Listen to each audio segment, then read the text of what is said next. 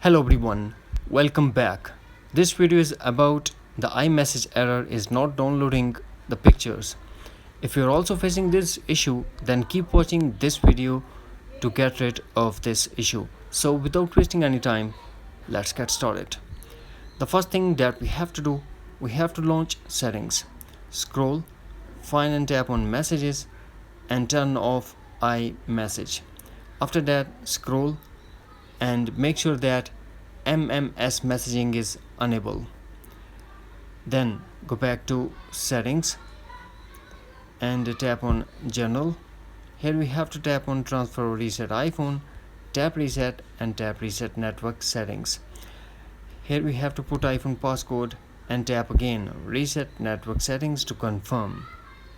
Reboot your device, go back to general and tap software update and update your iPhone to a latest iOS version. Doing this simple and easy methods, go back to settings, scroll, find and tap on messages and turn on iMessage. That's it. Hopefully friends, you found this video helpful, so please do like, share and subscribe. Thanks for watching. Take care. Bye bye.